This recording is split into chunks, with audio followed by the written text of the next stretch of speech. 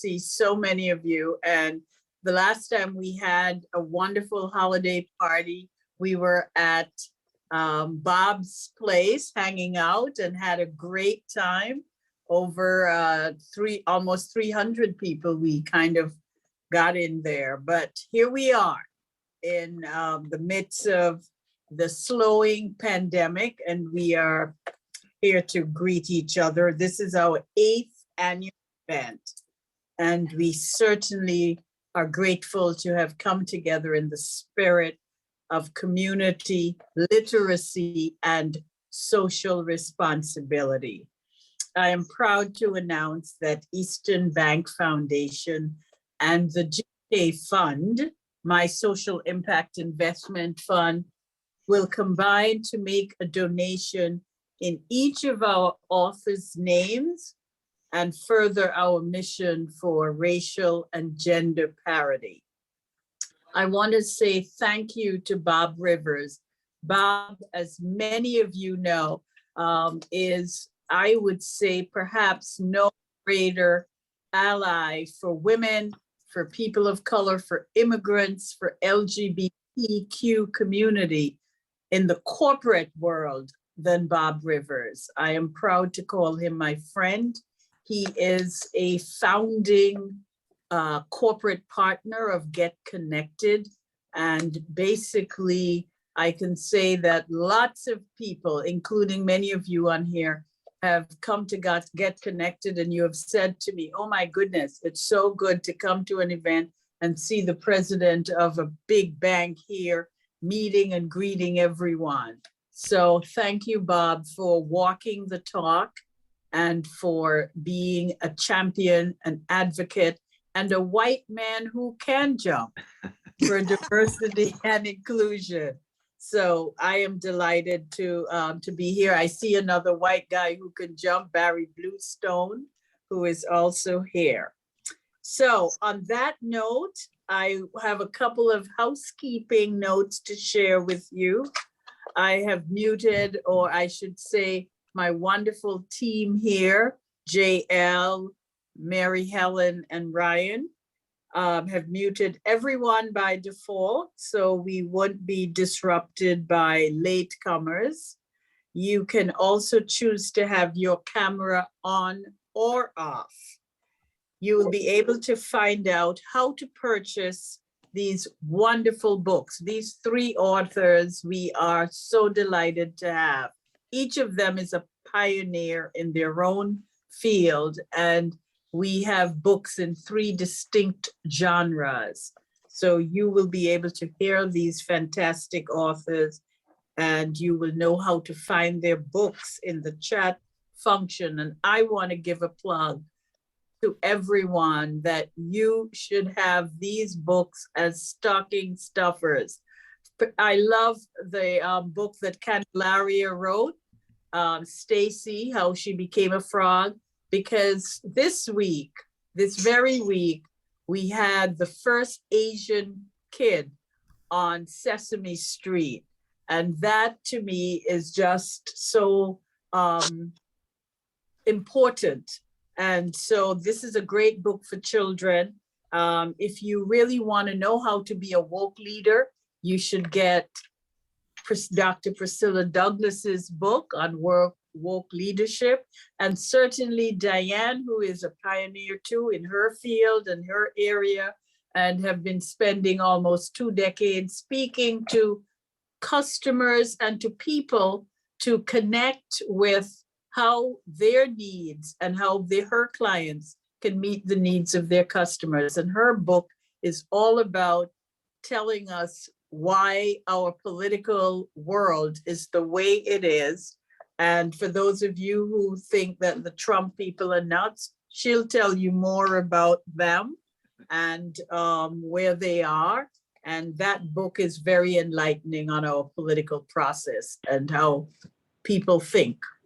So we are delighted to have them all. Please feel free to use the chat function to engage with everyone. And we are certainly going to leave time for questioning. I will now hand over this program to the emerging new Phil Donahue. Bob Rivers, the chairman and CEO of Eastern Bank.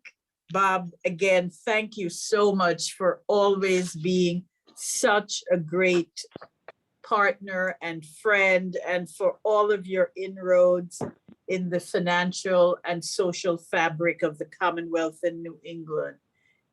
Eastern Bank and Bob, as I mentioned, were among our first corporate partners, and he is a great lover of books. So this is a perfect moderator for this.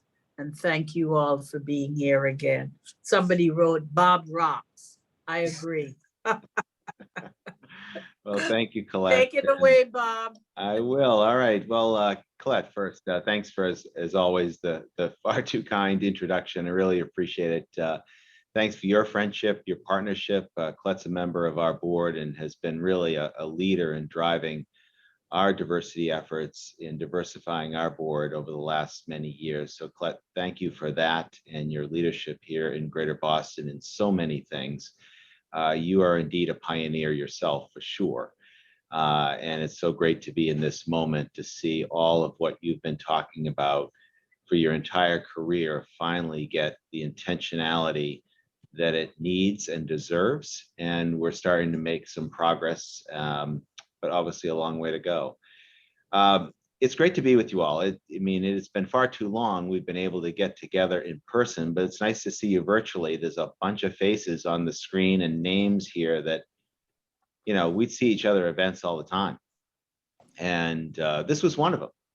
And I appreciate you joining this pre-holiday tradition that we've had for a while now. This is always a great night to have an in-person event. Because let's face it, if you're in Boston, this is the worst traffic evening of the year, and you're trapped.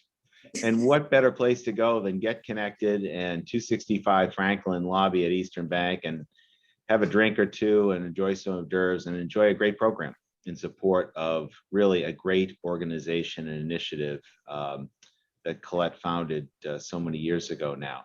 I'm really delighted to be with our authors. You know, Diane is a member of our board of directors, so I see Diane all the time, and Priscilla is someone I know along the way, but Candelaria is someone I just met this evening, as you are maybe, over the screen. So it's really great to be with you. You're in for a real treat, folks.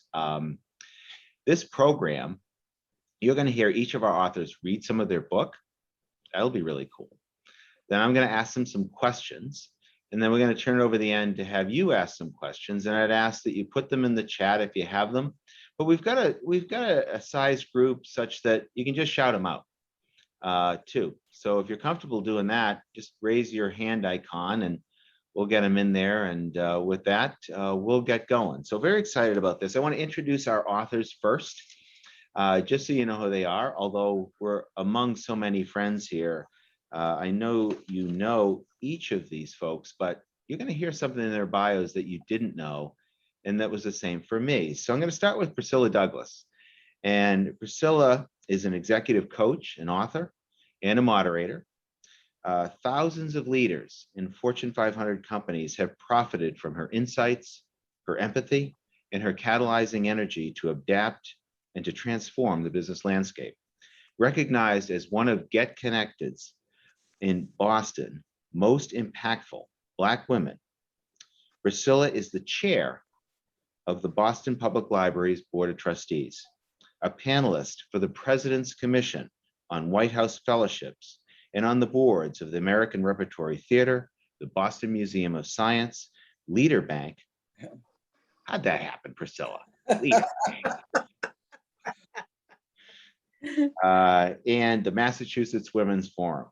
She speaks on innovation, leadership, and organizational behavior at institutions and conferences around the world. Her book, Woke Leadership, Profits, and Purpose, is her second book. So we'll be hearing from Priscilla shortly with a reading and some questions. Next, I'm going to go to Diane. So Diane Hessen, I think as many of you know, is an award-winning entrepreneur and innovator in the market research field, and really a bunch of others. Diane's on our innovation committee, and we are so blessed by that. She's a nationally recognized expert on the American voter. And you'll hear that in her book as you hear about it. Since 2016, she's been engaged in an in-depth longitudinal study of the nation's electorate, culminating in the publication of her book, Our Common Ground. She is the founder and chairman of C-Space, the first company to leverage social media to help companies get insight and inspiration from their customers.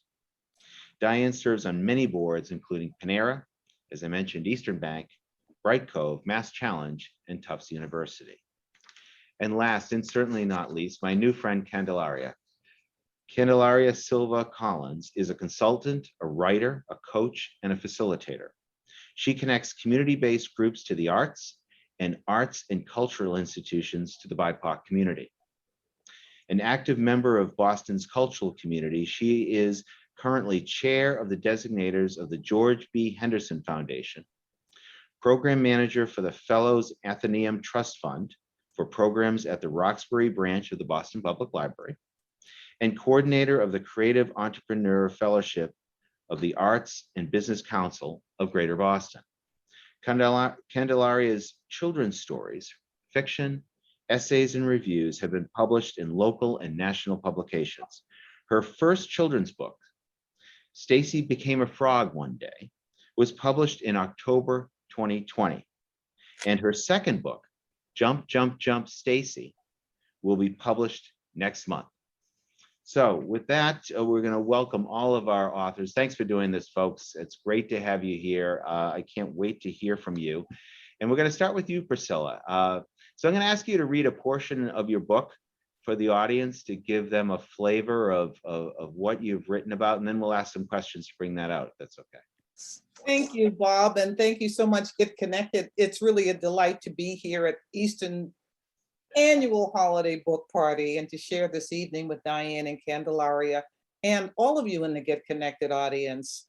So yeah, I'm happy to share with you some of the key ideas that characterize my book, Woke Leadership, Profit, Profits, and Purpose. But before I read from my book, let me say, I picked a heck of a title, didn't I? You did. Yes, you did. In a recent op-ed, Eugene Robinson states that woke has been skillfully weaponized and is now the default and catch-all term to define, divide, debase, and dismiss arguments, issues, and policies centered on social, economic, and climate justice. And yes, woke has been lifted out of its cultural context and stripped of its original meaning. So by the end of our conversation tonight, I hope you will appreciate my definition of woke leadership. So let me read what I wrote in 2018. That's when I started writing the book. I started writing the book and I started with the working title, Mindful Leadership. And in the book I wrote, woke has been part, hold on one sec, I'm gonna make I didn't start my clock. Woke has been part of a Black vernacular since the 1960s. Originally, it was code for being alert, awake to possible brutality. Usage of the term expanded over time when I began to label the enlightened leadership I had been observing as woke.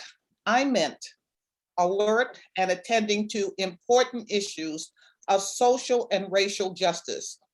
And yes, more broadly, alert and attending to important facts and issues to include changing patterns of how we work, live, play, and consume. Now, attending to these challenges and alert to new opportunities is the essence of being woke. And the word supplanted what I had been calling mindful leadership.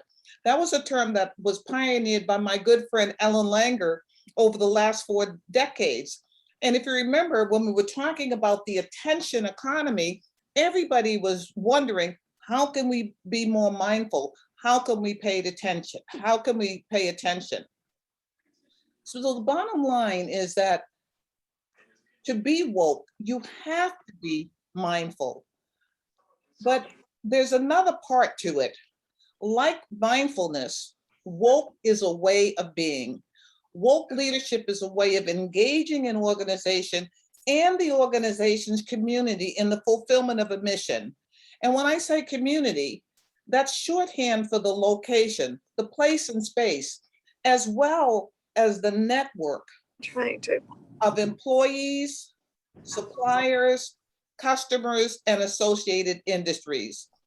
Woke leaders appreciate that complex linkage between the work and the workplace, community, and the economy that can now be referred to as the business ecosystem.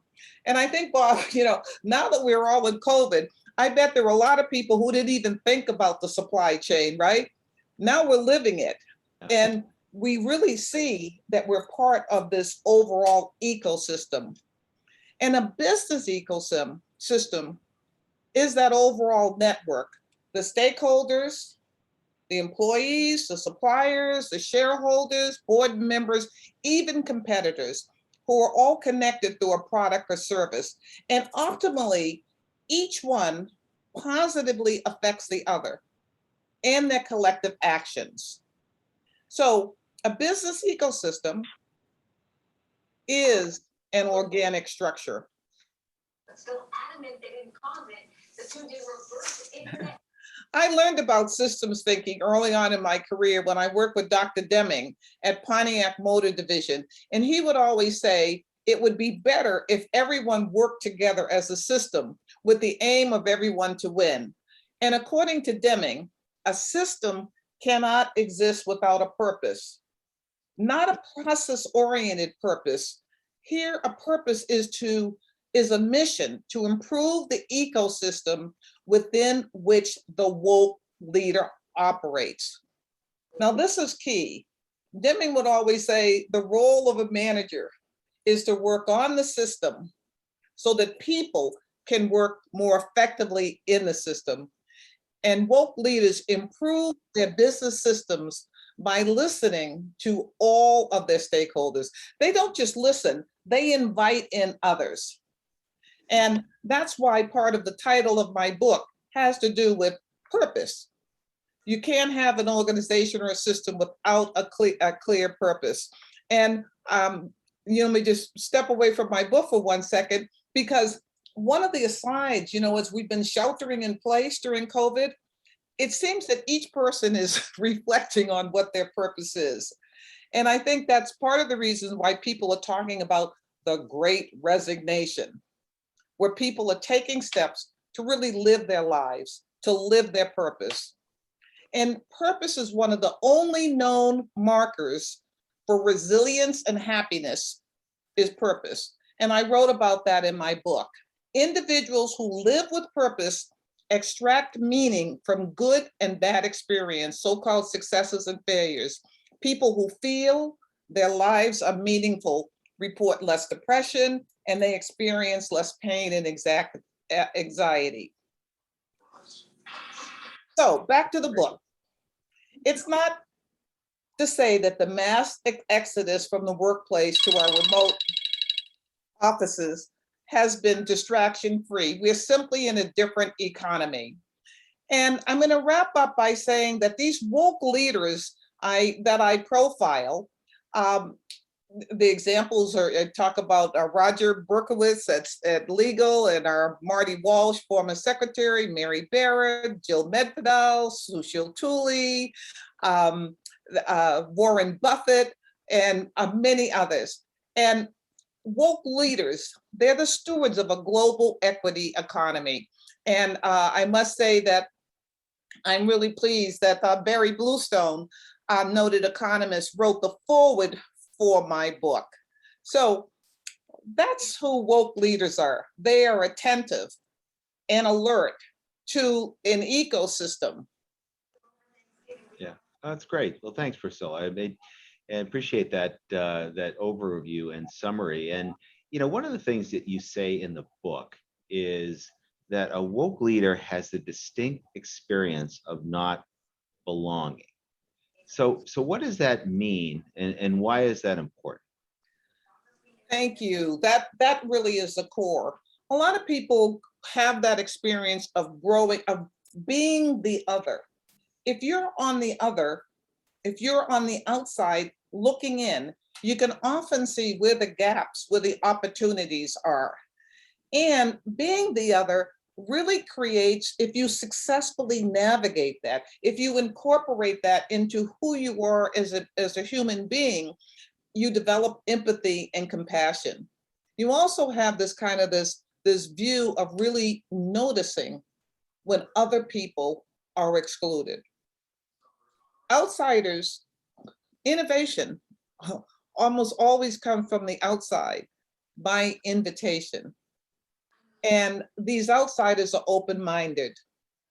So it's the only skill that that I noticed when I started talking to my senior executives, that they had been feeling as an outsider, looking in, being able to see where the gaps and opportunities are, and bringing innovation and inclusion to their organizations. Yeah, no, it makes sense. No, I appreciate that. A lot of that resonates. So you also say in the book that we're in an all-in economy. So what does that mean? Yeah, we're in a new economic age, period. In 2019, I know that you probably were part of this conversation, Bob. You know, the Business Roundtable pivoted after nearly 50 years of operating with Milton Friedman, you know, the shareholder, everything is for the shareholder, and begin to take a look again at their ecosystem. What is the impact of their footprint on the communities?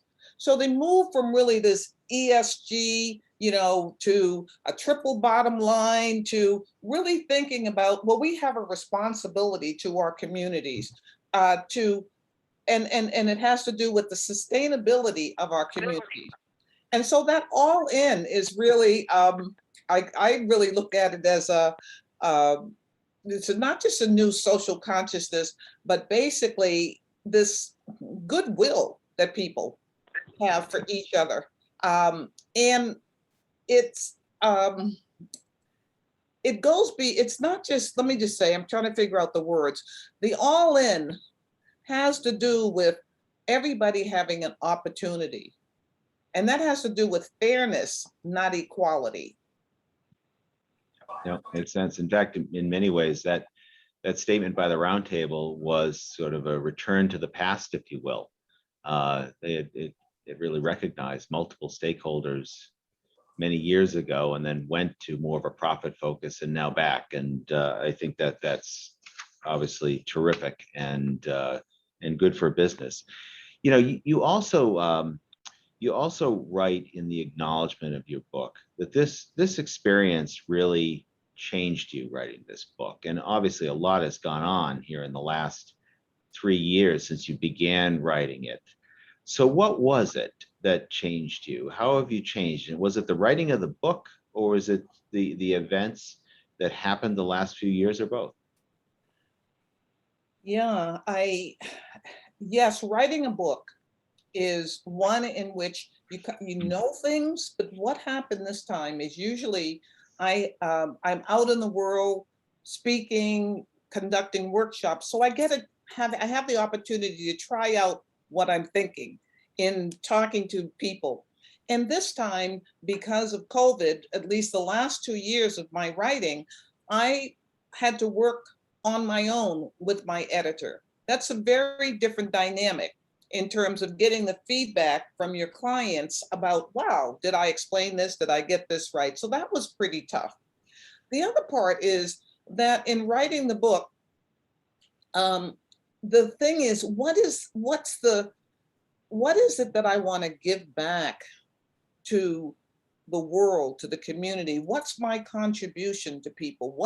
It's not just what my legacy is, but how can I give people actionable information?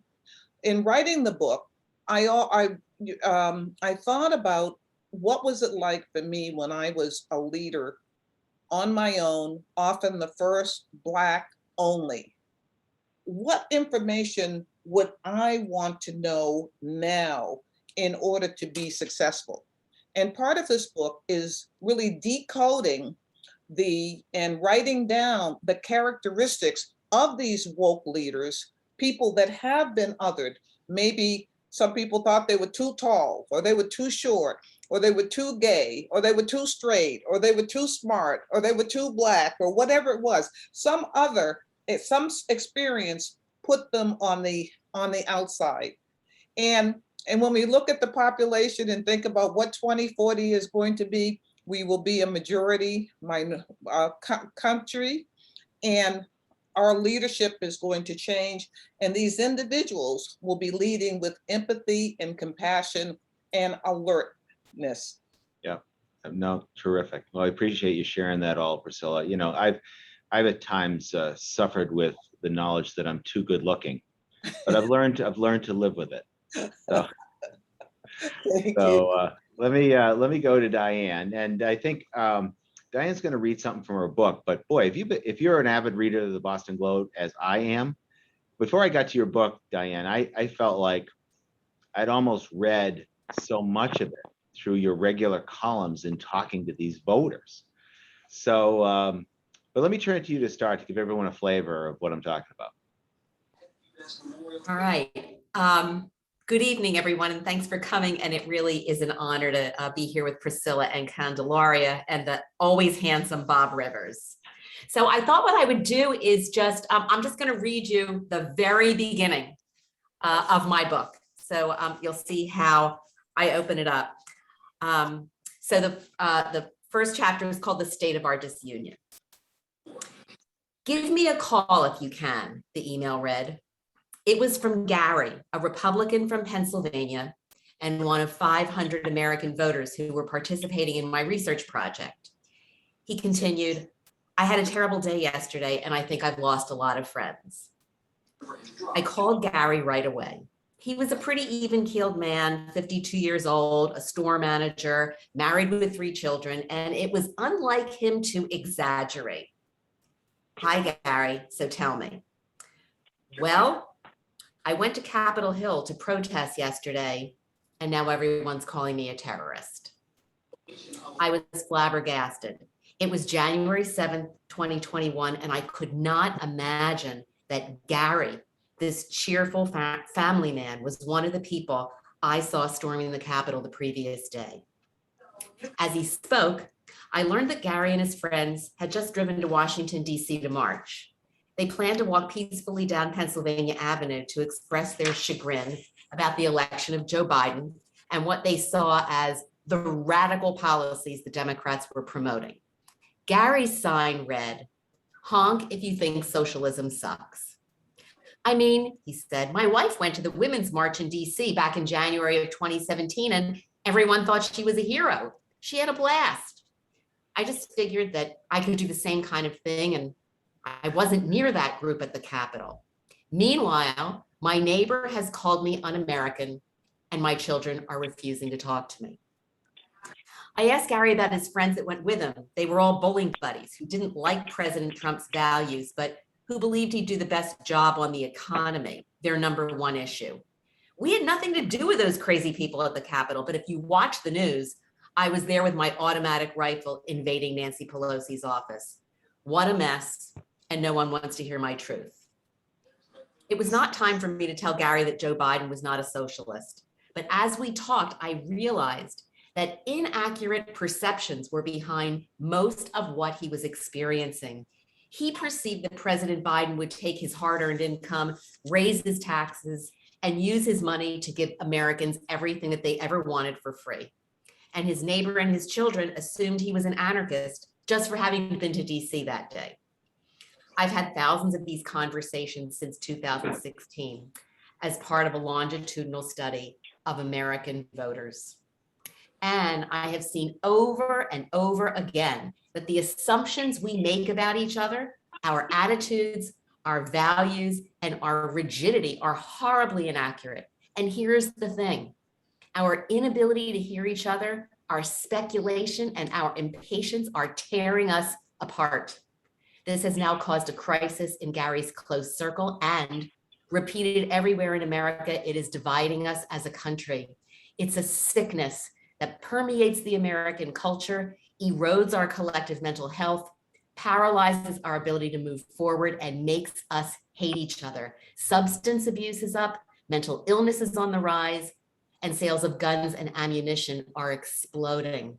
Addressing this problem doesn't require us to agree on everything, but to turn down the heat, we need to stop presuming, to listen, to try to understand, to treat each other with dignity, and to know that most Americans are not crazy radicals. If we can find our common ground, we can have a much better world. Wow, that was great, Diane, and just so well said and so perfect for these times. And I think it speaks to one, the degree of the relationships you developed with these voters over 4.5 years. And that's the key, right? It's having a relationship, feeling willing to listen, and not that you're going to agree with everyone, everything that everyone has to say, but at least understanding where they're coming from. So how did you do this, Diane? First of all, I'm curious, obviously this idea probably comes from your business at C-Space. You're familiar with doing these kinds of things, but how many voters was it? How did you interact with them over these 4.5 years?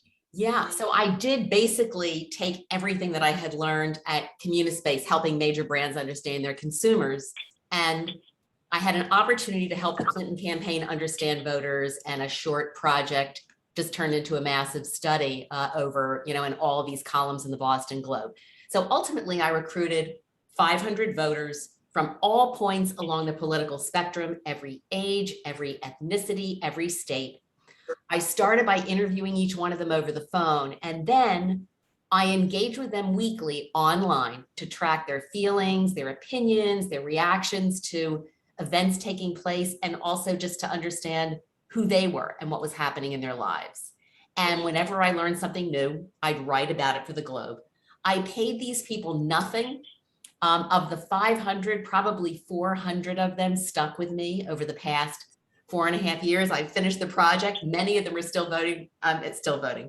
Many of them are still writing to me because they tell me that no one in their lives listens to them except for me. Like their spouse doesn't listen, their boss doesn't listen, their kids don't listen. So they keep telling me, what they think. And it's just been a privilege to try to really get an inside look into what's going on in their lives, and to create a process where people felt like they were telling me sometimes things that they would tell no one else.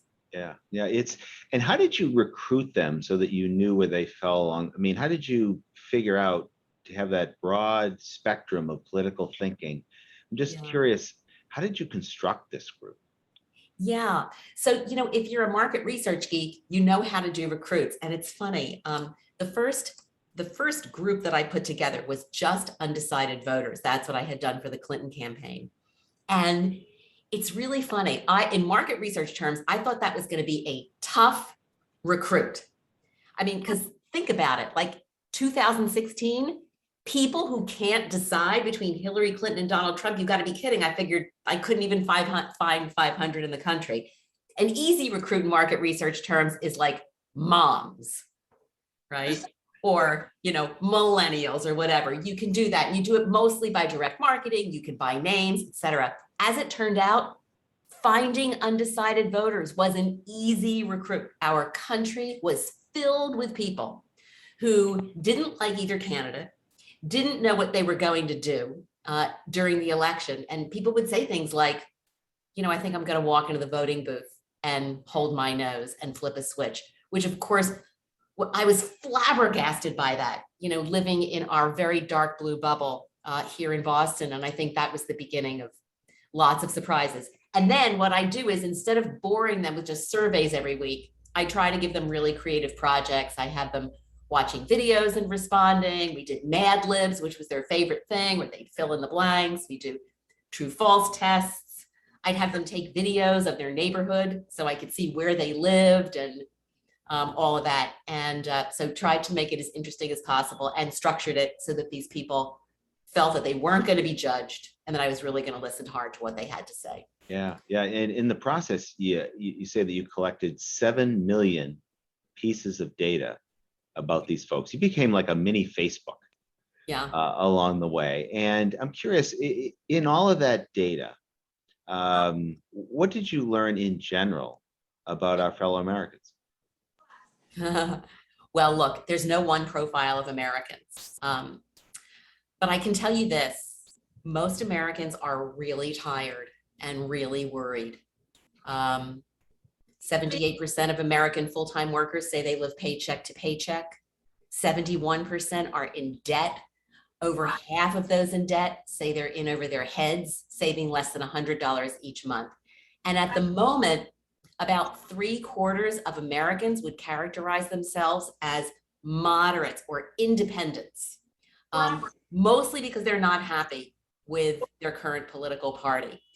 And I think in general, these citizens want a better deal, that in exchange for the benefits of living in an extraordinary country, its citizens will work hard and participate in their communities and respect and honor diverse opinions and not expect to be taken care of unconditionally.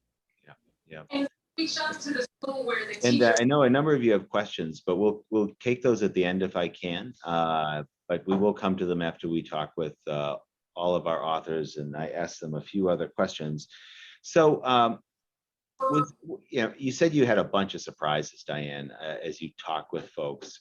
What was the one thing that surprised you most? Well, in the book, I have tons of stories that surprised me, like the one I read, from why people are unhappy with their political parties to why 35 million Americans think the 2020 election was fraudulent, to why a woman would ever vote for Donald Trump, to why millennials have not been interested in voting, to why people are completely disengaged with foreign policy, to, what was really happening with Trump's rallies. But I guess the big surprise is what I read, that we have these perceptions of the other guys that are really inaccurate. I mean, we think people on the other side are insane because the most radical 5% get the airtime and the attention. Yeah. It's you kind of look at current events, whether it be, about wearing masks or getting the vaccine or the Kyle Rittenhauser verdict, or, we're all sitting on edge about what that jury is going to decide about the murderers of Ahmaud Arbery. Mm-hmm. And there's just countless examples of division in our society, yet through it all, you see the basis for common ground. So where does that come from? Well, I do have a lot of data, but look at what's causing all of this. If you read about the aftermath of the Kyle Rittenhouse verdict, the latest data I've seen is that 60% of the comments on social media that said, hooray, hooray, I'm glad he got off, are from foreign actors. That it just gets fueled. It gets fueled by, this group of opinions that are just not the same thing as what's happening, in mainstream America. You were asking me about common ground, right, Bob? Yeah. What if you think of things that just general? What did you find most of the people you talked to agree on? Well, look, when it comes to policy, there is generally much more common ground than you would think in the US. I mean, if you ask voters about the issues, immigration, healthcare, gun control, infrastructure, and so on, you can literally get 80% of Americans to be willing to compromise on a particular solution. It might not be an ideal bill, but people are fine with it. But the bills don't pass. Many of our elected leaders are better off with no resolution. They worry that one line in the legislation is going to be controversial and someone will primary them based on that line. Or even more, I mean, it's just easier, for instance, to be a Republican and scream and yell that immigrants are pouring into our country and that if they elect you, you'll stop them, or, vice versa, be a Democrat, make the case for compassion and say that you'll make sure that no child is ever put in a cage and so on. So the act of resolving these issues takes talking points away. But on policy, there's enormous common ground, and you hear that all the time. You hear that on the recent bipartisan infrastructure bill. 80% of the country, was absolutely in favor of that, but still it takes us so long to get going on this because we perceive that we don't have that common ground. Right. And I appreciate you adding some perspective there. And it's certainly a hopeful one and makes you feel a lot better. And I think to all of you, hopefully, hearing from both Priscilla and Diane is really whet your appetite to get these books if you don't have them already and read them. They are great. And I'm going to turn now to Candelaria, because I will tell you the great thing about Candelaria's book is not only can you read it yourself, and it doesn't take very long, you can read it to a grandchild, a child, a young person in your life, and they're going to love it hearing you just as much as you love reading it. So Candelaria, thank you. And you have, that is Stacy right there, right? Yes. That's So Stacy says, thank you to Colette and thank you to Bob and thank you to all the people. And she says it's gotten kind of deep in here, so she doesn't know how to fit in, but she'll figure out how to work through the deepness of adults, because and this is her frog friend. The reality is that children are being born every day. And with children being born, that gives us hope that we've got to do some things that we haven't done. So I write my books out of a sense of hope. So the first one was called, that I'm going to talk about tonight, is Stacy Became a Frog One Day. And the second one is actually now on sale. December 1st is the official date, but it's called Jump, Jump, Jump, Stacy. That's great. So I will say that I just love reading, and I remember learning to read. And so I've written adult books and had adult stories and stuff published, but children's book is really where my heart is. So I'll start out and read Stacy Became a Frog One Day. So I'll turn the pages and I'll read as I go along. Little Stacy loved to play different ways on different days. Imagination sailing free, wondering today, what will she be? Stacy became a frog on Monday, and as a frog, she hopped away, hopped and hopped and hopped all day, jumped and flipped and flopped this way. Stacy woke as a cat on Tuesday, and as a cat, she napped all day. Napped and napped and napped all day, stretched and yawned and purred this way. When will she be a kid again and get to play with all her friends? Stacy turned into a dog on Wednesday, and as a dog, she barked all day, barked and barked and barked all day, yelped and chased her tail this way. Now, if I had children, they'd be barking and yelping with me. Stacy woke as a pig on Thursday, and as a pig, she oinked all day, oinked and oinked and oinked all day, squealed and rolled and grunted this way. Yes. When will she be a kid again and get to play with all her friends? Stacy turned into a horse on Friday, and as a horse, she galloped away, galloped and galloped and galloped all day, trotted and pranced and leaped this way. 14 miles per hour. Stacy became a bird on Saturday, and as a bird, she flew away, flew and flew and flew all day, flapped and swooped and chirped this way. When will she get to be a kid again and get to play with all her friends? I wonder what Stacy will be tomorrow, a frog or a cat? She's already been that. A dog or a pig or something really big.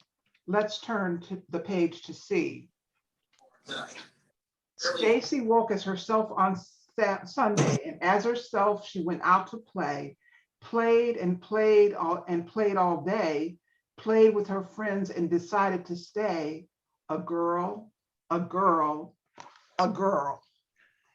So that's my first great Stacy stuff. book. Great stuff. Thank you, Candelaria. So what happens when you read that book to children?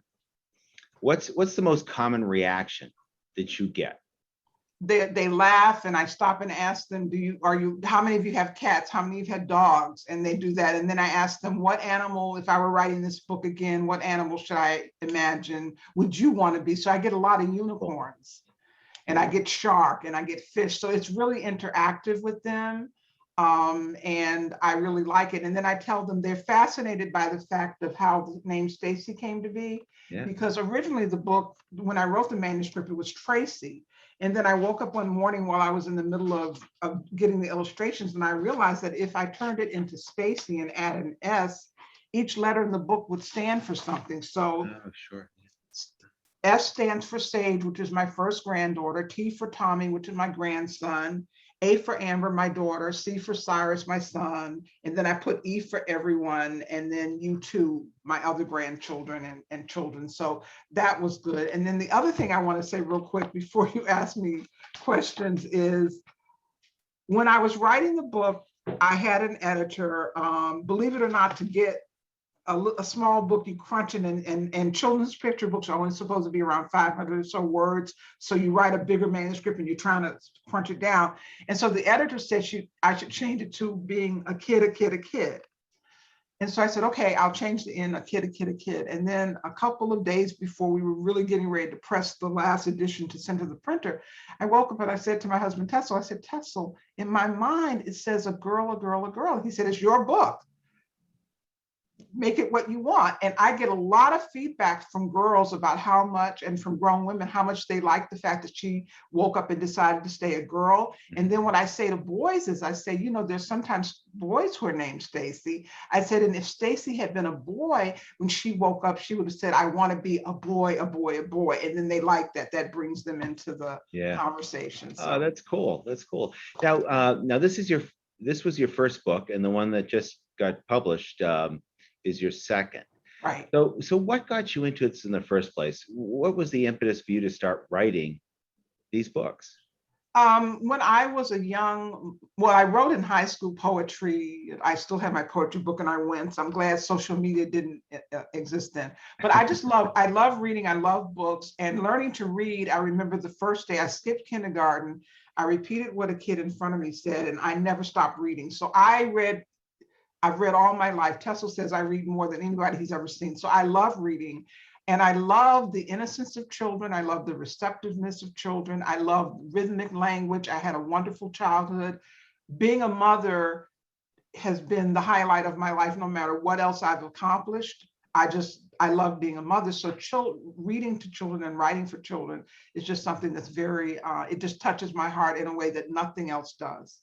Yeah, and you have more of these coming, right? I understand you've already begun the third, and well on your way, and already have ideas for the next few after that, right? I have about 12 children's books published, written, and manuscripts. Wow. And then I just finished a children's writing course. And so an idea that I had, like a couple of lines, I actually have finished, and I'm pitching to a mainstream publisher. And then I have 2 more that are written about Stacy, but then I have a chapter novel, and I have a young adult novel. So I don't know which one. And then there's this new book that keeps coming to me, and I keep saying, not yet, not yet. So I write little things down. But yeah, if I don't write anything new, I have enough manuscripts probably to see me. Wow. See me for the rest of my life. That's incredible. So you mentioned that, how important it was when you read the books, how girls really resonate, that Stacy wanted to be a girl at the end of the book, and you try to draw in boys when they're listening to the book as well. Is that something that you try to do through your books, find ways for children to see themselves in the characters, in the storylines? Yeah, I mean, I didn't see a book with a Black child in it until I was in high school. It's very different today. There are many more out there, but it does depend on what library you go to. I didn't realize what was missing, and I didn't think anything was missing, because I knew I was Jo in Little Women. I identified with her. I was the oldest child. I wanted to write. But when I finally saw this book, it sent me on a quest to get every book I could find that had Black people on it. And it was a book called The Sweet Flypaper of Life by Langston Hughes. And at the end, it said, if you like this book, and you might like these. And I read everything. And there was something different about seeing that my family, where I lived in the city, wasn't unusual. that, and in those days, most of the authors were often dead that we were studying in school. Now people, kids are studying much more contemporary and people that are very much alive in their author visits and stuff, but that was really the exception. And so, yeah, I think it's important. And I don't write consciously. I'm Black, I carry my Blackness with me. So there are cultural clues, even in a book that I'm writing, that I'm not intending just for Black children. Stacy is a girl whose skin is brown. And there are certain things like the beads and the hairstyle that reflect her experience, but all little girls should be able to relate to her, and kids should be able to relate to her, just like I related for all those years to books that had nothing to do with my neighborhood, my culture, even my country sometimes. So it's something I carry with me, but I don't try to, it's not explicit. It's just, it's what I'm writing from. Yeah. If that makes sense. It sure does. And, you're just, the way you read it and hold it up is just masterful. I'm thinking either you had it committed to memory, you've got another screen. It was pretty cool to watch you read it. And so a lot of us are going to come away, I think, from hearing you inspired to get your books and read them to children in our lives. So what tips would you have? I mean, you've read to lots of children, so you're an expert at it, but what would be the tips you'd give to some of us that, don't do this very often, or maybe haven't done it in a while? Well, a couple things. On my website, I actually have reading tips for each of the books. So that's something I do for parents. But basically, I would say make it fun. Sometimes parents and adults will make everything a learning experience. And particularly with picture books, that's not what it's about. It's about just get into the story. So I'm not an actress, but I tell you, when I'm reading to children and when I read to my children and my grandchildren and kids in schools, I bring out that drama queen, And so I would say make it fun. And after, children often, particularly young children, want you to repeat a story and you'll get so tired of reading the story. So you can do things like trip them up, like skip a page, and they'll correct you if they've been paying attention. Or you can ask them, what do you think this book is going to be about? And just looking at the book, what do you think her favorite color might be? There are just all kinds of ways that you can look and make it fun. Don't make it drudgery. Don't ask them what was the story about. Don't ask them, did you learn anything? Don't drill them with vocabulary. That'll come in other ways in their lives, mainly. And then please go to the local library and get a library card. And, I remember when I was growing up, and like many of you, you had to return those books and there were fines, where most of the libraries now don't charge you. And so you don't have to have the fear around owning a book, or that books are so precious, so yeah, I just think enjoy it. That's the main thing, because the repetition, the language, that's how young kids are learning. It makes you feel comfortable, it's routine. And when you're reading a book to a child, it makes you sit down and stop doing all the other things. Just be with them in that moment with that experience. That's what I would recommend. Yeah, no, that's great. No, it's really, and so so at this point, we've got a bit of a panel discussion planned, but I also know that a lot of you have questions teed up. So I'll start with one panel question, then I'm going to turn it to you and the audience to ask your questions. And if we have time, I'll come back maybe to some others. But I got a bunch of great panel questions from Colette to ask you, but I'm going to ask the one that I'm most interested in. And so I'll start with you, Candelaria. So what are you reading now?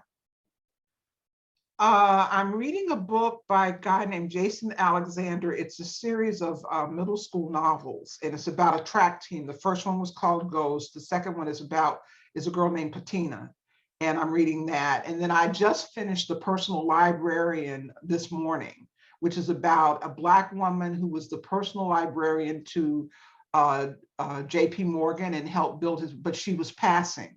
So he thought she lived as a white person in her adult life. Mm-hmm. So those are the two right now. Yeah, cool. Thanks for sharing that. Diane, how about you? Oh, you're on mute. Oops, there you go. Sorry about that. What am I reading now? Yeah. I actually read mostly fiction. People are surprised about that, but I guess I need the escape. I'm reading actually a book called The Promise, which just got the Booker Prize. And I had bought it beforehand. I have an elderly aunt who gives me everything to read. She just has great taste in books. It's a novel. It's a family saga that concerns an Afrikaner family on a farm located outside of Pretoria, where the mother's dying wish was to give ownership of their house on the family property to their Black domestic servant, and everything that happened as a result of that promise. And it's, really gorgeously written. Before that, I read another book that was a finalist for the Booker Prize called The Great Circle, about a female aviator, all fiction. So really great.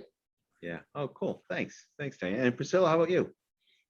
Well, you can tell that I like to read, and I pretty much read a lot of business books. So the book that I just finished is by my friend Juan Enrique, and the title is Right and Wrong: How Technology Transforms Our Ethics. How transforming, and it really shows you over time, as technology is introduced, how we think about right and wrong changes. So, before, I'll just pick something controversial, which is before there was availability of abortion or fetal monitoring, the way that we thought about that was different the more we know. The other thing he does is, the reason I like Juan is that he's like the #1 TED Talk guy. And he wrote in this book, culture wars occur during times of extreme technological transition. And I'm one of those people, I'm a real sci-fi person. So in anticipation of your next question, that's really what I live in that world. I've already seen Dune twice. I've read all the books.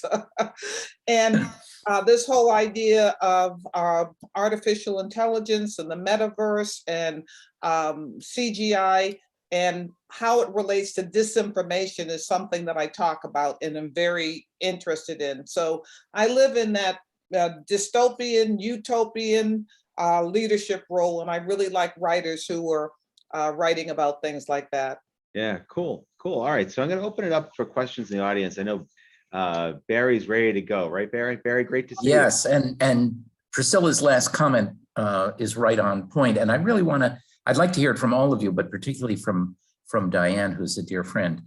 I am the oldest person around here, I'm pretty sure, going back, to the 1960s, and I remember Vietnam and marching, but I don't remember those times, even though there was so much conflict over it, where we had as much, anger and struggle between people as we see today in the streets, whatever. And I'm wondering, following my friend Robert Putnam, the sociologist at Harvard, to what extent, and this goes to technology, has the expansion of the media? I mean, when I was a kid, we watched, Walter Cronkite, or we watched Huntley Brinkley, or, Eric Sevareid, and that was it. And they had to appeal to the whole country. Now we have Fox on one hand, and we've got MSNBC on another. And now with the internet, everybody can tune into that, piece of information that reinforces their worst bias. So while I'd love to be as, if I can use the term, optimistic as Diane, I worry that the technology itself may be driving us apart to the point where we have no way of getting back to the kind of unity we need. Comments? So Diane, I'm happy to start. Yeah, Barry, I think it's a combination of both technology and the implications of that for the business model of media companies. I will tell you that, so yes. And here's what's interesting. If on most issues, like take voter fraud as an issue. You would think that everybody who believes that the 2020 election was fraudulent, you would think that they just think there's fraud because they love Donald Trump. I mean, most people who believe the election was fraudulent feel they have done an enormous amount of reading, listening, video watching, data collection. And if you try to put yourself in their shoes and search for their kind of information, you will find that they have as many articles and as many court cases as everyone else. And I think it's a huge, huge factor here. I do believe that, because I was there. I mean, I grew up in Philadelphia. We had channel 3, 6, and 10. I will tell you that I think those days are over. I do believe that people say to me all the time, you know, is there going to be a media company that gives us facts and that's not biased? 92% of my voters think the media is biased. I will tell you, I think those days are over. I do not think there's going to be a company that's unbiased. I think what's going to happen is that we will all learn how to consume the news. We will learn how to do our own fact checking. We will learn how to distinguish opinion from fact. And we will hopefully through technology begin to learn how to be a filter and how to actually find truth in what's going on. But I'm not sure we're going to find it on TV or on some totally objective podcast or whatever. I think those days are over. So we're in stage 1 of understanding how to be a society that no longer can get their truth, you know, by turning on cable news. I love your optimism. I hope someday to share it. Yeah. Well, Priscilla? you know, I don't think we have a choice. I mean, I really don't. yeah. We have enormous problems in this country, right? Climate change is staring us in the face. We have all kinds of issues related to systemic racism. We do have problems at the border. We have people shooting each other. I mean, I can go on and on and on. You know, our bridges are crumbling. And yet when you turn on the news, you see it's like the Kardashians, right? Marjorie Taylor, you know, headline, Marjorie Taylor Greene today said that, you know, they're little pink aliens in the White House. And then we all go, oh, did you see what she said today? We cannot be distracted by that. We have to get focused. So I'm optimistic because I just feel that there is no other choice than to begin to change our assumptions, change the way we have conversations with each other, and talk to each other at the Thanksgiving dinner table, as opposed to what we very often do, which is to say, let's take the people in my life who are the most important to me and not have a conversation. I think that's unacceptable. Yeah, sometimes I've found that's good for family relations, Diane. So just saying. I just, Tell me more. Tell me more. Practice. Sorry, Priscilla, go on. I just want to build on this because in my book, I talk about the power of words and the power of words. And one of the things that's paralleled the whole proliferation of different channels, which of course Marshall McLuhan warned us about way back in the 60s, the medium is the message. And he talked about the fact that we were going to become polarized as a fact that people would be keying into more and more narrow niche where they would actually get the information that they want. So the words that people use, the people on the right are a lot better in terms of coining words than the people on the left. You may know about the Republican strategist, I have to say former Republican strategist, Frank Luntz. And he is the person who convinced George Bush, the dad, to not use the term global warming. Why? Too scary when he did focus groups. So he moved and he changed the word to climate change. Climate change, which is a more nebulous word. The metrics were not there. And it has, all of these words have an emotional content. So one of the things that I talk about, and I think is really important for all of us, is the watch the language. Watch the language. The language and the number of dirty words during the former administration created a lack of civility, which we are now living in. A lack of civility that we're now living in. So we have to be, there's a reason why our parents washed our mouth out with soap when we said dirty words, because it opened up the a pathway to bad behavior. Very good. So I'm going to jump now to Karen Weber. Okay, Karen, great to see you. It's been too long. Go right ahead. Nice to see everybody, and thank you for having me. I think all three of you are amazing, and I'm really excited to get all your books and make sure all the appropriate audiences read them. I have a few ideas. One is, how do we turn off the media and get back to books and get back to each other? Because it's hard enough for me. I know someone said, put your phone away for a day and see what happens. And I've been afraid to do that. You know, and then I'm also very concerned with deep fake and deep, oh, and there we go. Phone, I didn't even know where my phone was. I thought I turned it off. Sorry about that. Oh, God. I think, you know, you talk about media, and Diane, you talked about how do we, you know, that we will be able to figure things out. But after watching 60 Minutes and reading more about deep fake and deep voices and everything artificially, and that they can, and then I was thinking about Priscilla and the leadership, and how do we know who our real leaders are anymore, and what future are we getting into? And with Candelaria, with your books for children, I think it's great about girl, girl, girl. I think it's really interesting that you have the girl changing into animal, you know, different animals. But at the end of it, I'm thinking about my own child who's a they, and or somebody who was born a she and wants to be a he. And so I was curious how you're looking at that. So the deep fake, our gender changes, and where that's leading for all our rights. Well, let me just say something real quickly Okay. before they get deep on me. I think you have to write the book that you want to read. I think you can't ask other people to write books. Sure. I write from my experience, my knowledge, what I think about, and in other books that are longer. For a picture book, I do it one way. There are picture books that talk about children who identify as two sexes, or children who are transitioning. I think that in terms of all of this, for me, global warming is the #1 concern.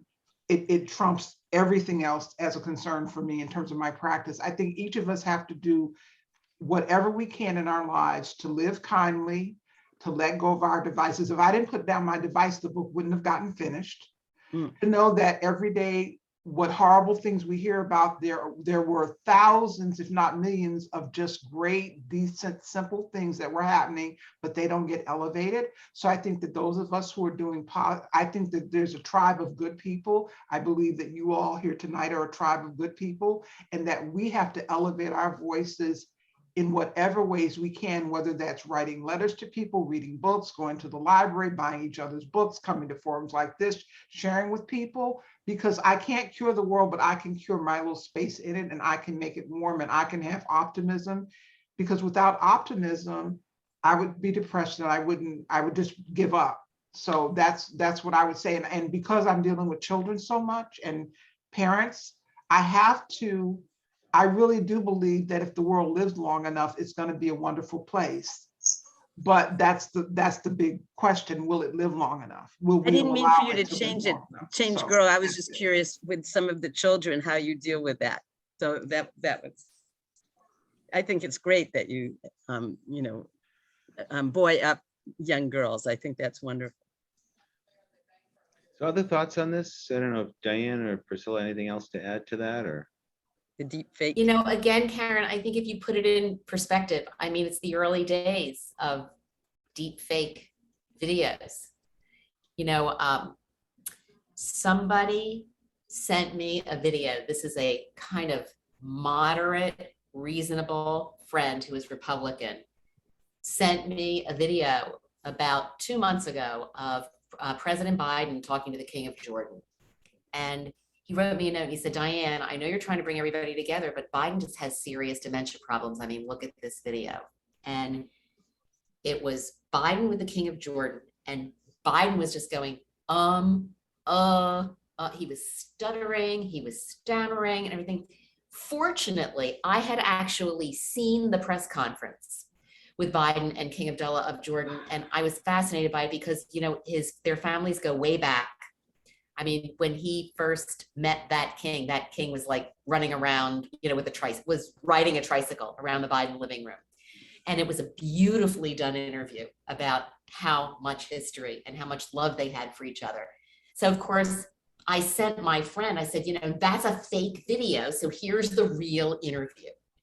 And he said to me, how did you find that? Like, how are people supposed to, you know, how are people supposed to do this? But I guess the reason I found it was I've seen hundreds of fake videos just because of what I've done over the years. Like, I know now how to create a fake Twitter account that looks like it's verified. If you know Twitter, with one of those little checks inside a blue cloud, it's easy to create that and to start tweeting things that are crazy. But I didn't know that a few years ago. So again, I think it's early days here, but a year or two from now, everybody will look at videos and say, I wonder if that's real.